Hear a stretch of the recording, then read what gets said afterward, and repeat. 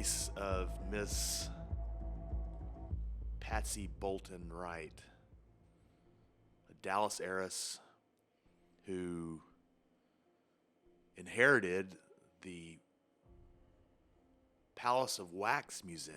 Yeah. Ever been? I've never been, driven by it 100 times. But yeah, I've never been to it. I've never been to it either. I figured that seemed like a place you would go at some point. You would think. Like just driving by, like, I wonder what kind of history lessons they have in there. Exactly. That seems like something you would do. Right up my alley. It's still there. Oh, yeah. So, Jake's going to tell us about this. The death that would later be ruled a homicide by strychnine poisoning. Yeah. Kind of a rare thing. Don't see that very often. No. Other than maybe Russia. Yeah. Poisoning is... Oh, we'll get into the violent part of it. Apparently it is quite violent. And I do think, now that you said that, I think a few years ago, there was a Russian, Eastern European something was on trial. Yeah. He was charged for some kind of war crime. Oh, yeah. And the sentence comes down and he immediately ingested something. Yeah. I don't know. Maybe it was strychnine. I don't know. Okay, yeah. So we're going to Arlington, Texas. we're in Arlington, Texas. City just about 15 minutes to our east, excuse me. Yep. Home of the Rangers, Cowboys. Yeah, Medal of Honor Museum. Medal of Honor National Museum. Medal of Honor Museum. It's awesome. It's kind of I don't think many people outside of the state of Texas, I don't even think they know where Arlington is. Have no clue. I bet they would. A decent sized city now. I think it's north of 400,000 people. It's getting there. Yeah. So we'll get started. Patsy Wright. So she's born Patricia Bolton on February 24th, 1944, in Dallas, Texas. Her parents were Tom and Virginia Bolton. Tom, he was a Texas oil man. Yeah. He was one of the founders of the present day Ripley's, believe it or not, Palace of Wax that's located in Grand Prairie, right off of I-30. Originally, though, the Palace of Wax was located in the Fair Park area of Dallas, but a fire in the early 1970s prompted its move to its present-day location on I-30. On the grandest of prairies. On the grandest of prairies. So Patsy, like we mentioned, dad's an oil man. She grew up in the affluent suburbs of Dallas, Park, right? Highland Park. Yeah. She was just on the outskirts of Highland Park ISD, Park Cities area. Oh, yeah. She has a little tie to Texas notoriety. She was the great-grandniece of the famed House Speaker of the House, Sam Rayburn. Sam Rayburn, yeah, Mr. Sam. Mr. Sam, the tollway. Yeah, that's right. That's all I knew. I didn't have a clue who he was. Sam Rayburn he was from Bonham. And I just want to preface this by saying this is not something that he's researched. This is legitimately something he knows off the top of his head. I went up to, I'm a writer and editor, and I went up to do a story on Art Briles, the football coach, notorious football coach at Stephenville and Baylor, who took the job at Mount Pleasant High School. And they were playing in Bonham. So I drove up there to cover this game, his first game back. And Sam Rayburn has a museum on par with a presidential museum. It's not quite that big, but it's big. Actually, I'm not sure what it houses because I think most of his papers are in UT. But yeah, Sam Rayburn was quite a powerful man. Yeah, Speaker of the House on 2 occasions. Well, that's her great uncle. Yeah. So Patsy graduated from Hillcrest High School and went on to your alma mater, one Texas Tech University. Yes, who beat Arizona yesterday, by the way, in basketball. But anyway, she graduated. I didn't drink about that or anything. You didn't? No. Okay. Well, she graduated there in 1965. Years later, she joins the family business. We'll get into some of those details, but so when she started out, she was doing public relations for the Palace of Wax. Started there in 1973. 3 years later, Tom, her dad, the founder, passes away, and it's taken over by Patsy and her sister Sally. So, as life progresses, Patsy first marries a guy named Bill Wright in 1965. They met at Tech. In the 1970s, Patsy and Bill moved to Arlington with their two kids, Leslie and Wayne. They lived in a large house near Shady Valley Country Club over there, right in central Arlington. In 1980, though, Bill and Patsy divorce. Short time later, 1981, a year later, Patsy meets husband number two. Bob Cox is this guy's name. So Bob, he's a successful Dallas businessman, kind of described as like a high-rolling gambler type, card player in all the country club card rooms. Speaking of notorious, those certainly are. Oh yeah. Well, this guy, he was a player. I mean, he definitely. We'll get into some of that too. So by 1983, Bob and Patsy had married. Bob, he was almost 15 years older than Patsy, but they had something in common. So he too was in the wax museum business. Oh, really? Oh yeah. Okay. In fact, I didn't realize you could find more than one person in the wax museum. Yeah, I guess these were a thing back then. I don't know. All right. I have only known of this one, but Bob was going to open one. He'd bought a collection, and he was going to open one, or he owned a collection, I should say. He owns one, or he was going to open one in Galveston, Texas, around 1983. That one never exactly got off the ground, though. Why? Because it caught fire. Definitely suspicious there. Well, their marriage was short-lived. Divorced. We'll get into some of those details. Next up was a guy named Leo Fikes. Fikes, too. Country club kind of guy. He had known Patsy for several years. And their relationship took off pretty quickly. And he got Patsy into this whole cutting horse world, something that she was very involved in, something that was a big part of her life. They were going to marry, but Patsy thought, I've tried this marriage thing a couple times, didn't exactly work out, so she declined. Some people just aren't good at it. Yep. So that's kind of a brief history on some of the relationships she's had. So a little bit more about Patsy, kind of going into detail. Like I said, as we mentioned, she was born into this whole wax museum world. Growing up in the affluent part of Dallas, she did well in life. Her income was high. In 1987, it was reported that her salary was $150,000. Did a little research on that. By today's standards, about $450K a year that she would have made. Was that out of the wax museum? Out of the wax. Yeah, the thing was making some money back then. 1988, her salary was supposed to jump to $250. She obviously didn't get there, but she also lived in two different worlds, though. So she had kind of that highfalutin Dallas socialite scene that she was a part of, but she was also involved in the cutting horse world. In fact, won a cutting horse competition at the Mesquite Rodeo just weeks before her death. She was in the process of buying a 30-acre ranch in what would have been the unheard of town back then of Aledo. The ranch was, like I said, 30 acres, buying that for $125,000. As we know now, Aledo's more or less just a extension of Fort Worth, if you will. That plays good football. Yeah. We'll see how that pans out now that they going up to 6A. It should be interesting. So,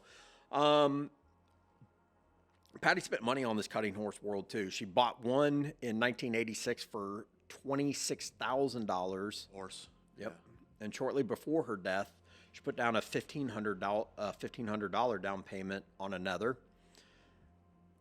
Overall, it seemed like with the purchase of the ranch, some of the comments she made, she was kind of ready to get rid of or move on to the more quaint life, if you will, move out to the country.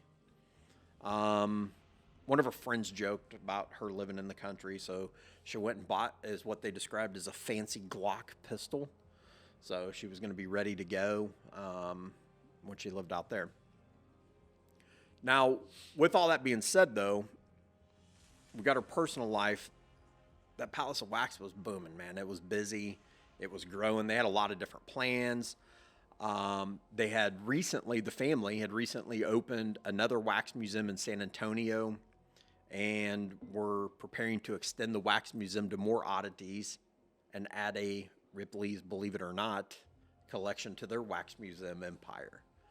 So this thing was growing. Life was good. Few failed marriages here and there. Some relationships kind of faltered. Some weird things. But all seemed to be well. Yeah. So we all get involved in bad relationships. Yep. So what happened? So October 22nd, 1987, just before 3 a.m., a lethargic Patsy Wright called her sister's home. Her brother-in-law, Steve, answered the phone and passed the phone to Sally. The sister. Yep. Yeah. Patsy reportedly said, "I've taken some NyQuil and something's really, really wrong." Sally calls 911, but she didn't know Patsy's address because at the time she was living in a rental house in Arlington. She was renovating a house. She was in the process of buying the Alito Ranch. So she knew where it was. She just didn't know what the address was. So Arlington Police, the 911 operators, has start doing some research, and they find out where Patsy's address is because they couldn't summons an ambulance because they didn't know where to go. Yeah. So once they get the address, Sally and Steve, brother-in-law and sister, quickly drive over there. They're not far, about 10 minutes away. And they drive over to this house on Holm Oak Street in North Arlington. So the house is on Holm Oak Street in Arlington. They race over there. When they get there, the front door is unlocked. Again, it's 3 o'clock in the morning. Nothing crazy there. Steve walks around the house and he finds an open, or an unlocked, I should say, bedroom window. He crawls in. So he goes inside, starts looking around. He finds Patsy in her bed, unresponsive. He immediately starts CPR, the old school way of mouth-to-mouth resuscitation. And at some point during this CPR, he says that he ingests a green liquid that Patsy regurgitated. But he was able to spit it out. There was some consistency with the paramedics when they got there. Same thing. When they began CPR efforts, Patsy regurgitated what they described as a large amount of clear liquid. Patsy, again, she's dead in her bed. She's dressed in her pajamas. She's on the king-size waterbed. The first responders notice a few abnormalities, but there's nothing really out of play other than the fact she's a healthy early 40s. There's no signs of violence, right? There's no stab wounds. There's no gunshots. There's no blood everywhere. She's just laying in her bed dead. So first responders, first when they went inside the house, one of the first abnormalities was the alarm system was not activated. Patsy had some issues with some dudes, bottom line. And she was pretty suspect and was cautious. She actually had this alarm system installed because of a stalking incident. We'll go into detail on that, but that wasn't activated. 3 o'clock in the morning, you would think somebody who's concerned about their safety, etc., would have that on. You know, with that not being on, she had valuables inside the house. Nothing taken, nothing removed. Again, she's just dead in her bed. One of the responding patrol officers inside, he sees a bottle of NyQuil in her room. For some reason, but it turned out to be good, he thought maybe, hey, that's worth taking. So he collects that bottle of NyQuil. And of course, she had told her sister that she had taken some NyQuil. Yep. They take her to Arlington Memorial Hospital. She's pronounced dead at about 4:30 in the morning. So again, there's no signs of forced entry. There's no signs of any kind of violence. She's just dead. And so They do the autopsy, and part of the autopsy, they do the toxicology screen, right? So we talked that bottle of NyQuil. People that knew Patsy knew that I think it's safe to describe that she had an addiction to NyQuil. She frequently, very frequently took it. Almost like a sleep aid, I think. Okay. Probably took it too much. Not something, though, that unless you knew that person well, because I could be wrong, but I highly doubt she's driving down the road slamming a bottle of NyQuil in her car, right? I mean, it's something that most people, you've got to know her to know that that's what she was into. So, no obvious signs. Deputy Medical Examiner Mark Krause calls the lead detective, Arlington Police Sergeant Jay Gustavson, about 8 days later. When he calls, Krause asks Gustavson, "Are you sitting down?" Consistent with any suspicious death, like I said, the medical examiner analyzed the blood samples from Patsy. What came back in the toxicology screening was not something that Krause had seen in 20 years. Strychnine. I had to look up strychnine. I don't even know, what is strychnine used for? It's present day uses. It's a rodent killer. Yeah. It's heavily restricted. You can buy it, I guess, in a super watered down format. It's banned in many cases, I suppose, banned in states because of the toxicity and the problems that it can create with household animals, things like that. The strychnine Patsy ingested was not watered down. It was almost a pure form of strychnine. So obtaining that is hard. You're not going to the hardware store buying something with strychnine, certainly not a almost pure form of it. You've got to go to specialized chemical companies, certain chemical companies to get this. Once Gustavson hears strychnine, again, probably not something he's heard or dealt with before. Ever. Yeah. He thinks, wait, that patrol officer, the bottle of NyQuil, we better check that. They test the bottle of NyQuil. There it is. Sure enough, been poisoned with strychnine. So this leads to, do you remember in the early 80s, the Tylenol Yeah, tampering this case? is what immediately came to mind. They've got to go down that rabbit hole. Sure. Right? Because they don't know. I mean, what if it's not a murder? What if it's something similar? So Arlington Police, FBI, EPA. And what that was, if people don't know, that Tylenol, several people died in the early 80s from poisoned, laced Tylenol tablets. Yeah. And they still don't know. There's a pretty interesting documentary on There that. is, yeah. That kind of explains it all. But, obviously this is something they've got to look into. This is the bottle of NyQuil, it's a commercial product. So Arlington Police, FBI, Dallas Police, their Intel Center back then, or Intel Group back then, the EPA, Vicks Corporation, they have to start researching, and they do so quickly. But long story short, they determined that no other poisoning cases had come from the product. So this theory was pretty quickly ruled out. It's, I think, a little bit different than, and frankly, that Tylenol case probably, the experience of that probably helped expedite that investigative step as well, because they know now, this is something we have to look at or something we have to focus on. Regardless, though, that motive or that theory was ruled out. Definitely not any kind of product tampering. So they know, okay, we're dealing with a murder. So with a poisoning death, what happens, right? I mean, they're pretty rare. By all accounts, it's a super violent death, getting poisoned with strychnine. Well, yeah, with strychnine specifically. Yes. Yeah.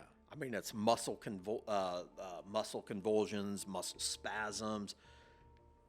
They say that it's described as being a super painful death. So this is, again, now we're dealing with the NyQuil bottle. Somebody has to know that her habit of drinking NyQuil. You've got to know I mean, I guess this is a good thing. I would have no clue how to poison someone, right? Like, I wouldn't know what to use. So the strychnine creates that violent death, but it's a relatively quick death, okay? But then they also have to have access to it. Where the hell are you going to go and buy strychnine at? Yeah. Right? Like, I mean, so there's a whole lot of things that they now have to look at. So, but what they have to do now is figure out the motive. And there are so many possible motives with this thing. From a relationship, Ex-lover, business, ex-lover. Yeah. And the ex-lovers are where they turn for the most part. So, Naturally. yep. So we ran through the list of exes and boyfriends. Yeah. Wright, Cox, Leo Fikes. As we mentioned, whoever knew Patsy, they knew her well. They knew that was her habit. Very, very common in her inner circle. Up first, though, who we're looking at, her first ex-husband, Bill Wright. Bill was described as a workaholic when they were married, and after their divorce, he moved to Houston. Surprisingly, after Patsy's death, it was discovered that Bill was the executor of her estate. But there wasn't much evidence pointing to Bill. Like, there was not really anything that says, hey, this Bill Wright's a bad guy. Like I said, he was a workaholic. He worked in some kind of retail industry type job. It seems like he moves on with life. Yeah. Now, him being the executor of her estate, was that something she just didn't change from When they were married. 10, 12 years ago, possibly? Or did they still have a good relationship? Yep.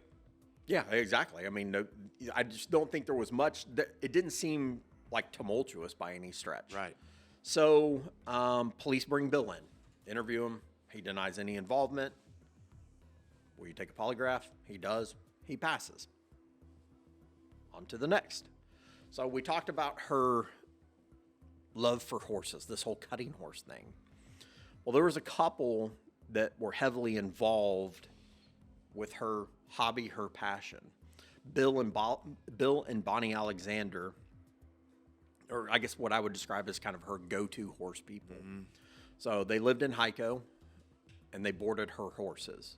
When Patsy was moving money around for her ranch purchase, her CPA found that she had written a check to the Alexanders in the amount of $4,000. The only thing on there was the word saddle, and the word saddle and fees were written on the check.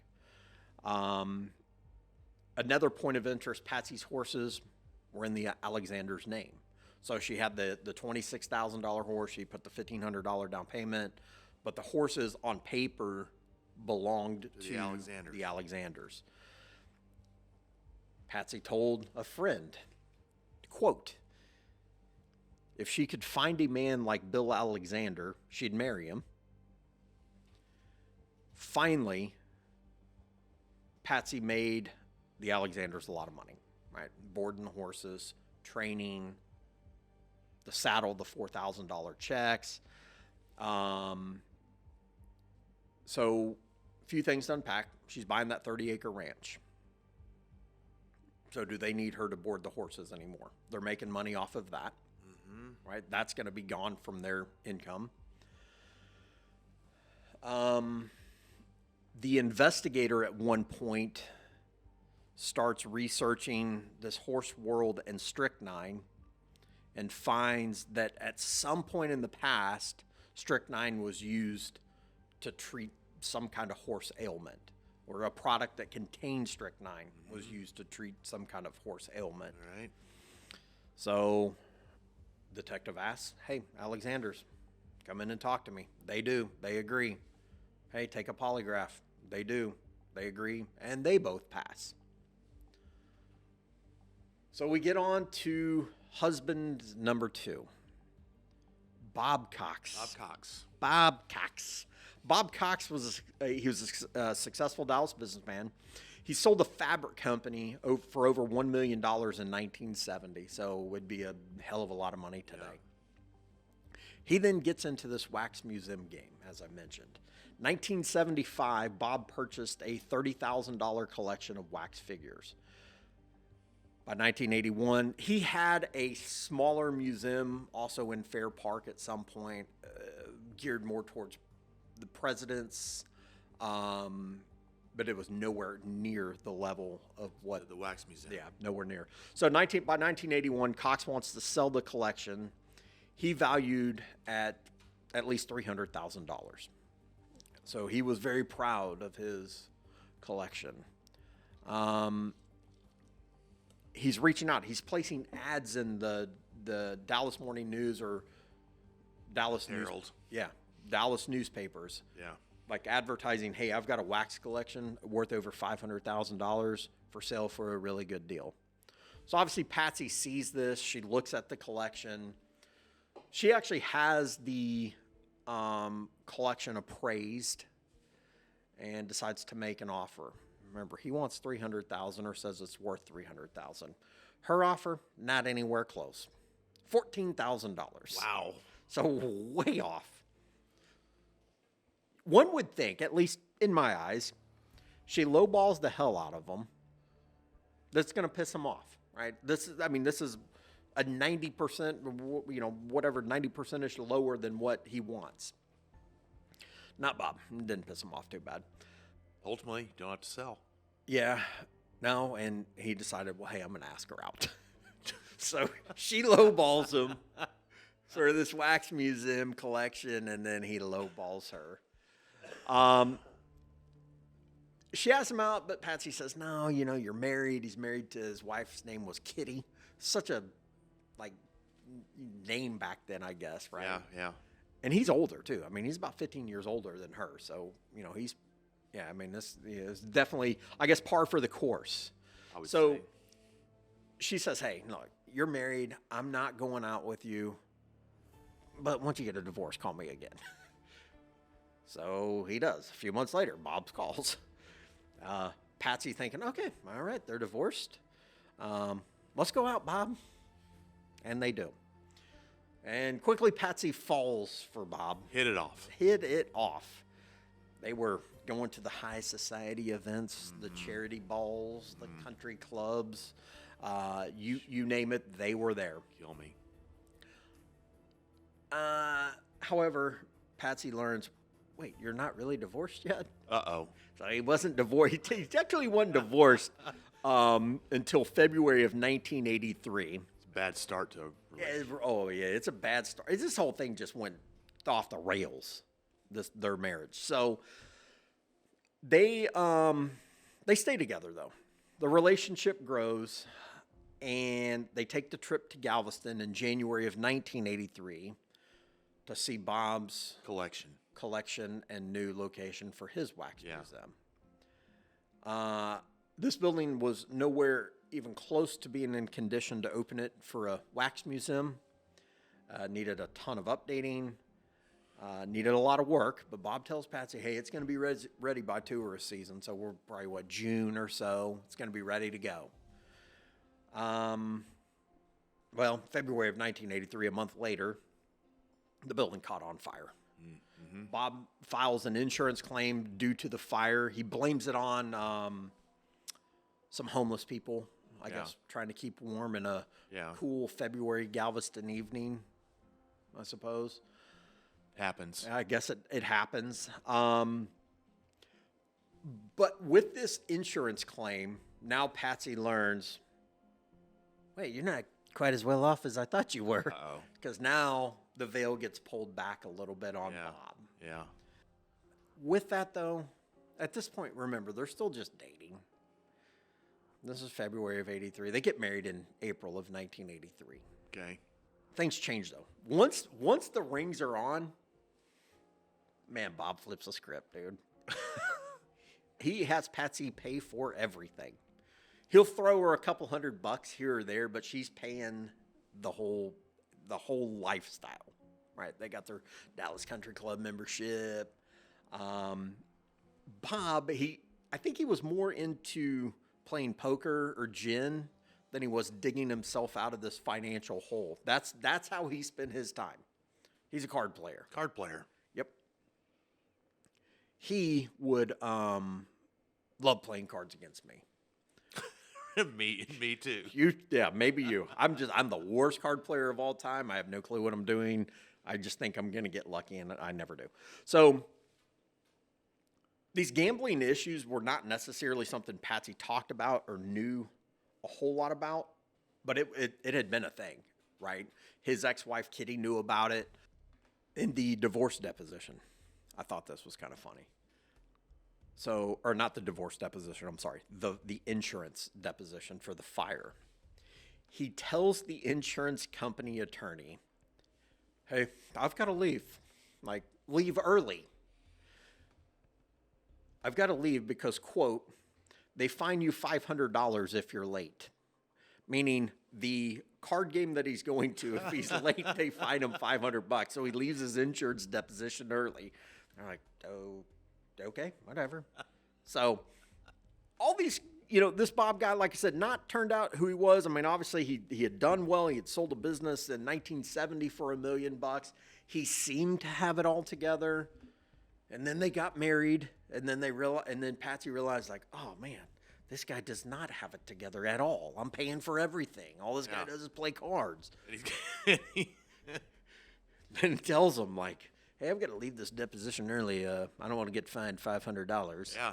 So that's a few extra hands you got to win. Oh, yeah. By October 84, it was over. Bob and Patsy were done. Divorced.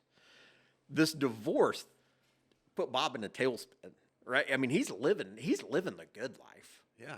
Bestest marriage is best. As my friend Chad once told me when I asked him, what are you doing for a living now? He said, I'm on wife support. There you go. So Bob was on wife support. But this divorce puts him in a tailspin. He began stalking her. He would change his appearance and borrow cars just to follow her around. In fact, an employee of his calls Patsy one day and tells her, hey, Bob borrowed a car and he's going to start following you or is following you. So this concerns Patsy a great deal because at one point in the relationship, Bob in this, I don't want to call it a seedy underworld, it's card rooms, right? I mean, it's not that crazy, but he tells Patsy, hey, I've got some people. I know some people that will take people out if I need them to. So now she's like, holy crap. I just divorced this guy. I was paying for everything. He has nothing. He has nothing to lose. Yeah. So freaks her out a little bit. Time to get a burglar alarm. Well, and that's what happened. Remember, we talked about the burglar alarm. This behavior concerned Patsy to the point where she installed a home security system at her residence. She also filed a restraining order against him. But by 1986, Bob maybe moved on a little bit. He wasn't stalking her. That starts to slow down. Found another sugar mama, maybe. But this whole fire thing keeps getting brought up. In Galveston. Well, they want to depose Patsy, too. And Bob knows that they're going to depose Patsy. And Patsy says, I assume Bob asks, well, what are you going to tell him? And Patsy says, I'm going to tell him the truth. The trial was set for early November, 10 days after Patsy turned up dead. So she gets murdered 10 days before she was to be deposed. In this insurance. On this insurance thing. The detective, hey, Bob, need to talk to you. Bob agrees, comes and talks. Yeah. Need you to take a polygraph. Bob says, no, I'm not taking a polygraph. Doing that. He declines. So there's another one that pops up.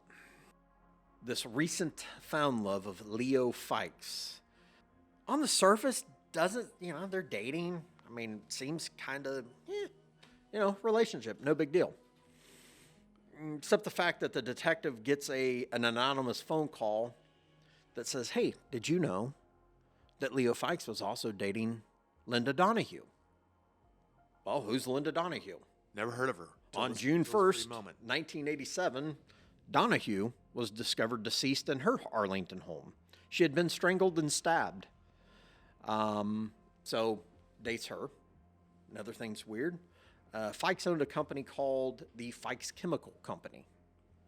While the company focused mostly on sanitation-style chemicals, in Dallas at the time, there was one location that sold strychnine, like the more pure form. Fikes had been there earlier that year buying chemicals. Strychnine was not on the list. It wasn't something that they said he bought, but again, he's there He's dating a girl that's murdered. He's in the chemical world. It's a chemical, a regulated chemical. Detective brings Fikes in, and Fikes is like, man, I've been waiting for you to call. He seems eager to talk. And I didn't kill her. I don't have anything to do with it. Okay, well, prove us wrong and take a polygraph. And he does, and he passes. But anyway, in episode 11, we met Patsy Wright, who inherited the Palace of Wax Museum in Grand Prairie. And she made this very mysterious call to her sister one night in 1987, telling her that she had ingested some NyQuil before she went to bed, and something terribly wrong was going on. When first responders and the sister and her husband got over there, she was unresponsive and was later pronounced dead at Arlington Memorial Hospital, right there off of Cooper Street in Randall Mill. The autopsy report done in the office of the Tarrant County Medical Examiner found that she died of strychnine poisoning, which shocked all the authorities, including detectives, including the medical examiner, who in his 20 or 25 years at that point had never seen a death by strychnine. So Miss Wright was married twice, was involved with another gentleman, and had other boyfriends. Three of them, two the husbands, Wright, Bob Cox, were brought in for questioning. Her first husband passed a lie detector test. The second husband declined a lie detector test.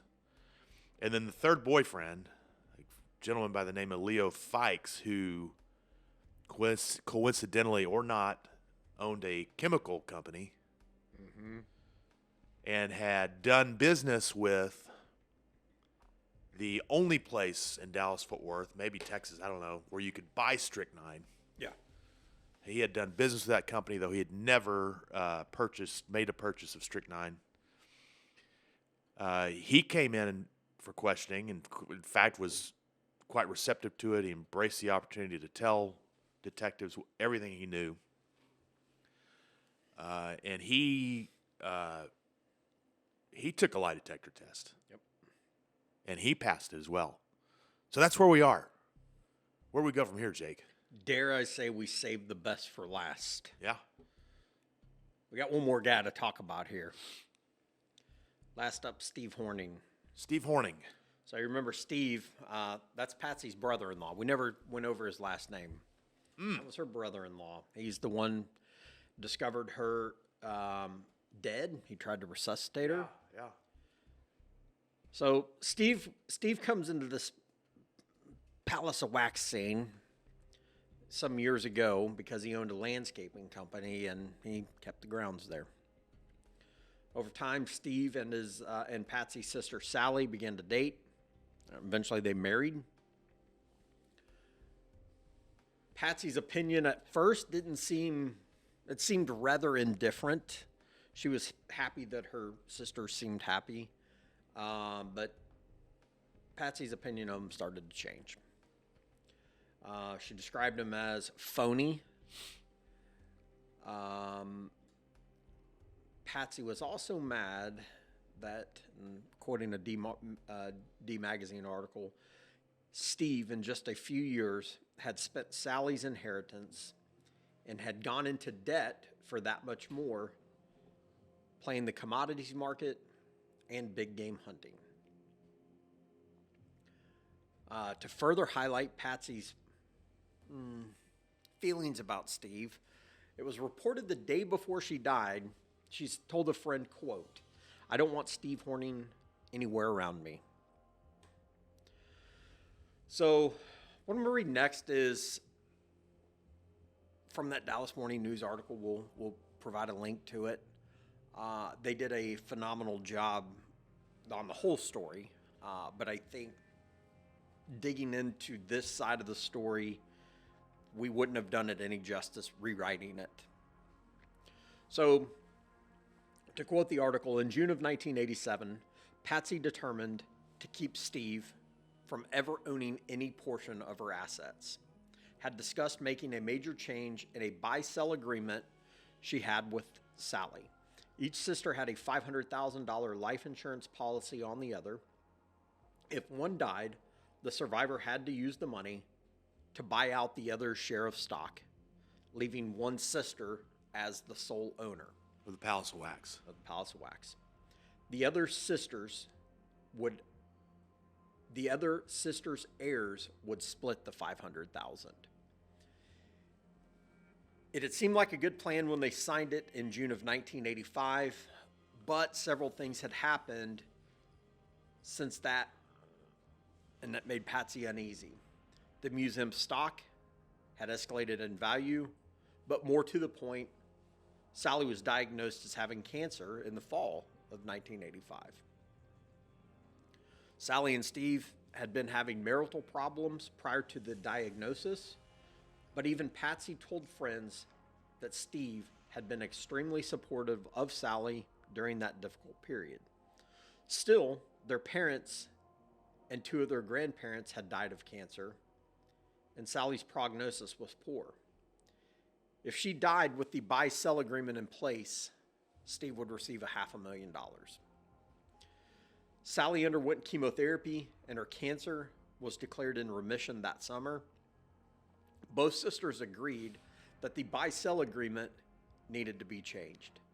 They scheduled a board meeting for early November to discuss the changes, but Patsy died 2 weeks before that meeting.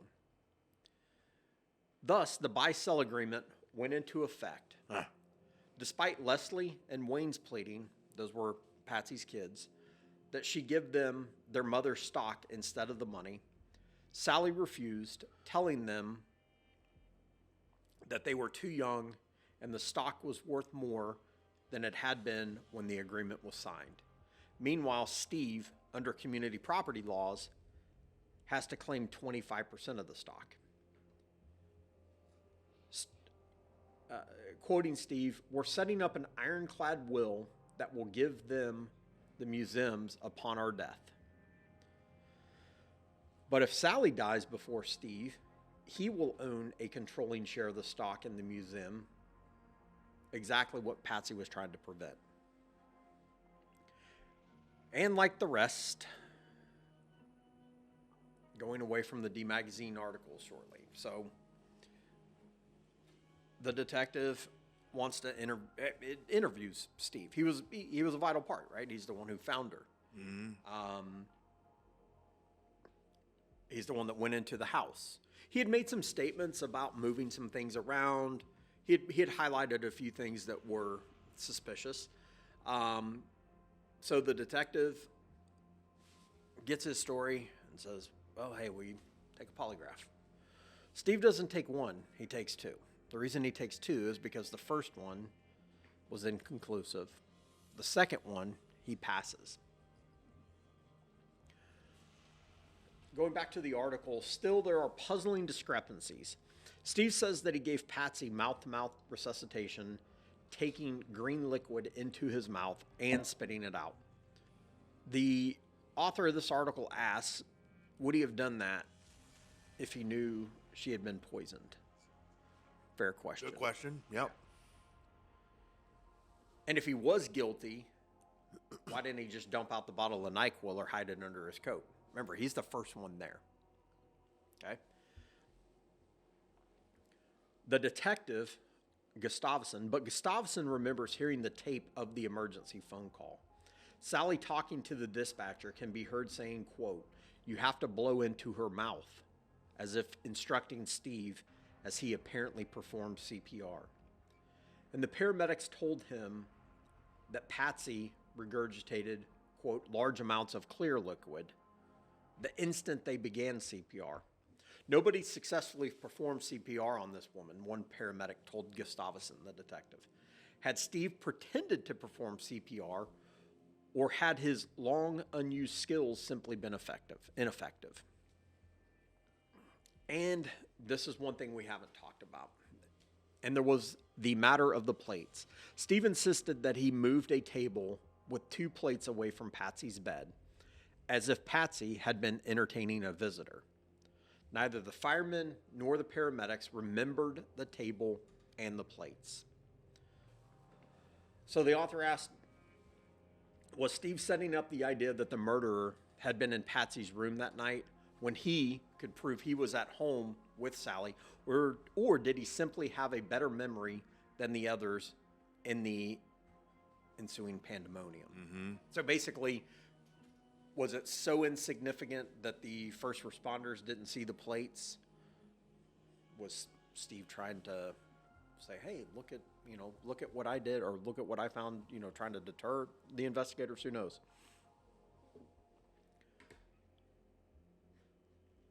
And was Steve capable of murdering his wife's sister? One of her only remaining relatives. Sources say that in 1970, Steve had been arrested and charged with assaulting a woman. Those charges were dropped. Had Patsy known about the record? At one point, she had a friend run a background check on Horning. She told one friend the report, quote, wasn't good, and she destroyed it. Steve and other family members feel they know where the investigators should look. Steve points to Bob Cox, the plaintiff in that civil arson trial. Yeah.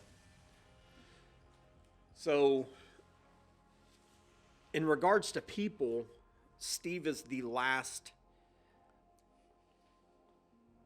person of interest, suspect that they discuss. But he's the one that is most involved, I think. Yeah. Right? He's involved with the Palace of Wax. He's involved with the family.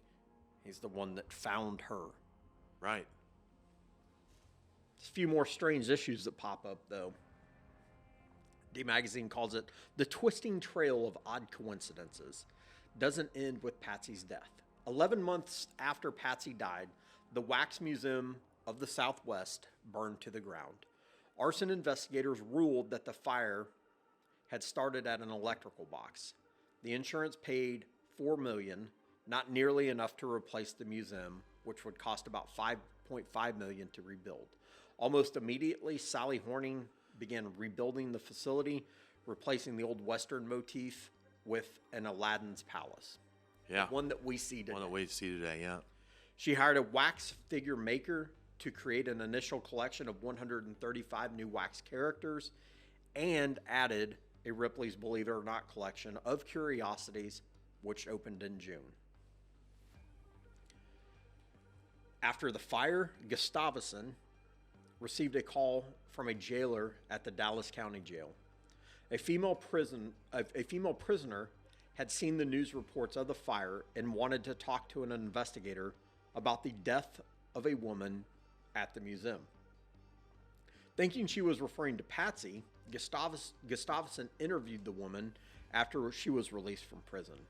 It didn't take long for him to realize she was talking about another woman, a tall blonde named Lori Williams, who worked as a receptionist at the museum in the early 80s. Interesting. Williams, who was 26, went home sick one day in 1984, doubled over in pain, and was taken to the hospital. 11 days later, she was dead. The cause of death was never determined. The jailed woman, who had gone to prison for possession of a controlled substance, wondered if Williams had been poisoned. She confided to Gustafson that she believed her own husband was poisoning her as well.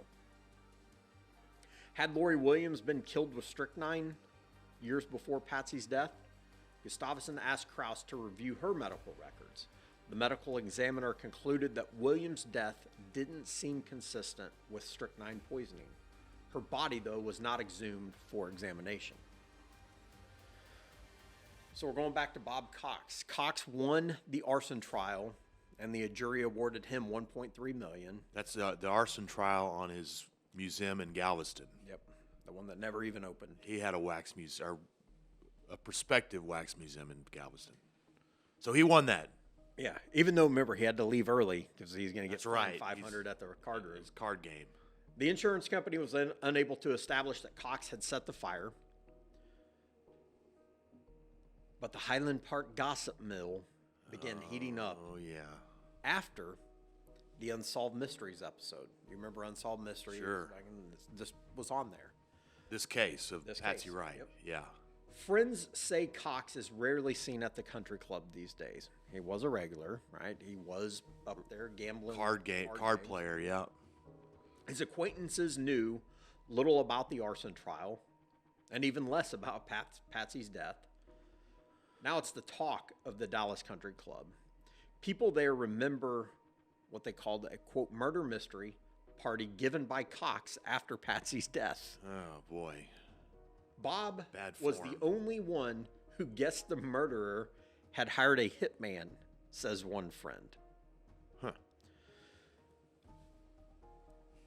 So there's one other person that gets involved in this. As described in the article, DeSoto detective Bill Deere began investigating the death of Patsy Wright in early June. Deere, who prides himself on solving cases that stump the police, told the family that his fee would be between $15,000 and $60,000 to be shared by the Hornings, her children, and Bill Wright, but that if it was obvious that there were too few clues to solve the murder, he would cut it short. Leslie's daughter said, "It's worth it if we can find out what happened to my mother." But Deere says he thinks the case can be solved. The detective says that he has written himself a letter describing his hunch about who the murderer is and how it can be proved. He'll go back to it after the case is over and see if he was right. Closes by saying, "Things are too obvious," Bill Deere says. "I think this is something besides what it looks like." So we have no idea what Bill Deere's letter says, what his hunch is. And he did, what was the time frame of when he picked up this case? Right. We're looking a couple years later. So to 1990 or something like something in that. ballpark, yeah. 1989 or 1990. Steve Horning. He's still around, Is he? from what I hear. Yeah. Yeah. Yeah. I wonder if they're still married.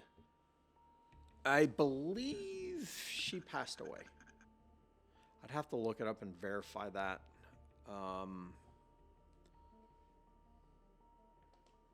Yeah, I'd have to look that up. But I don't believe she's alive any longer.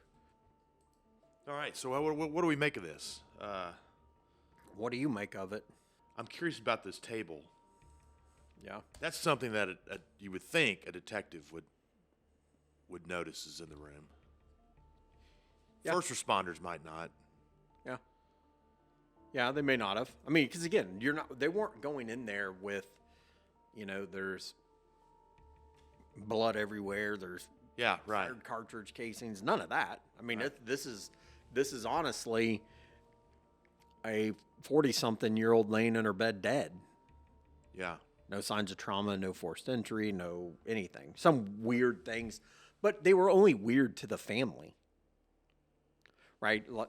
I don't know. I guess people don't really have the old school home security systems anymore because they all have the ring and cameras. yeah, and so stuff. you don't really need to set your alarm kind of deal Yeah. per se.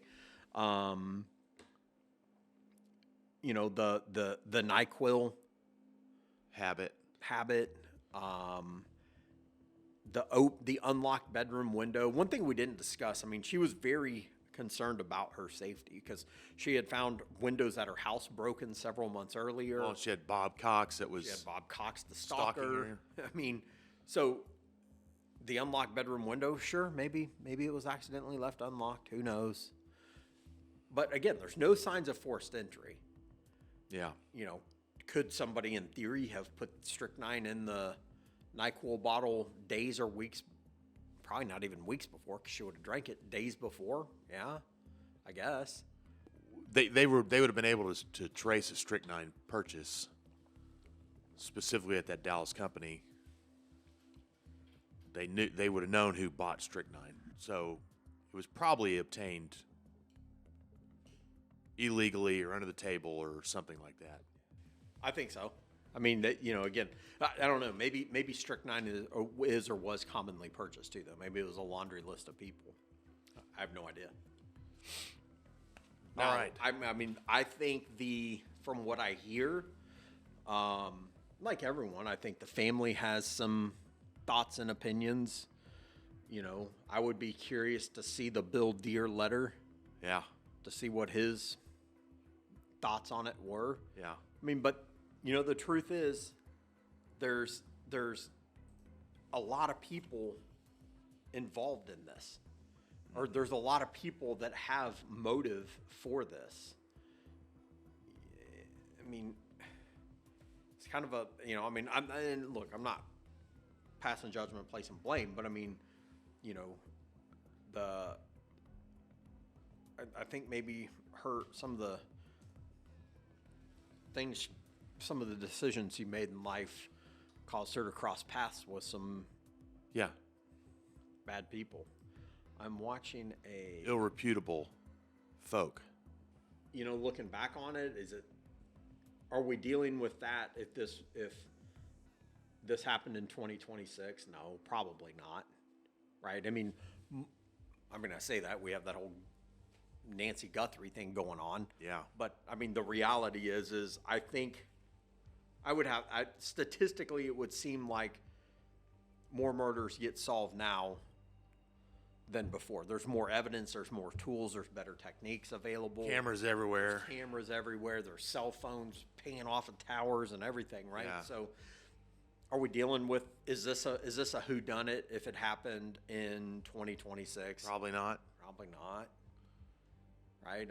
They did, it seems like they did a decent job from the investigation. And they got what I'll call lucky. You had that patrol officer grabbing the NyQuil, down to the medical examiners doing the toxicology report, finding that. I think that they kind of ran down every rabbit hole they could. I think in looking at this, they certainly, of the 4 or 5 people they interviewed, in my opinion, they definitely interviewed one of them did it. One of those guys did it. Almost certainly did it, right? Yeah. So. And it's always somebody, these things aren't random, No. It's particularly a strychnine death. We talked about it. It's a painful death. Very. So it seemed very personal. Yeah. To whoever did this. Now, I think, I don't know if the evidence supports it, but, and you may have read about this, but just recently, UTA, University of Texas Arlington, for those not around here, had I guess they have some kind of partnership with Arlington Police Department, and they just were able to solve a cold case from around the same time. Yeah. It was a 1980s case. So, maybe something comes of this, right? Maybe it's looked at again. But, 4 of the 5 are dead, right? I think Steve Horning's the only one that's alive. And, here we are 40 years later. Yeah. Still a mystery. Mm-hmm. Yeah. Well, that'll conclude episode 12. That's the conclusion of 12. Before you leave, make sure you hit that subscribe button. Yep. The subscribe button is a very important button. Makes you one of us. Don't you want to be closer to us at all times? Closer. And you can find us on Ashley's got a better rundown than I do. You can find us on anywhere that there's the Sunset Lounge DFW, as well as Signal 51 Chronicles on Facebook, TikTok, Instagram, YouTube. Ashley knows all. Thank you, Ashley. You're very welcome. Indeed. Thank you. All right, until next time. We'll see you guys later. See ya. We're out.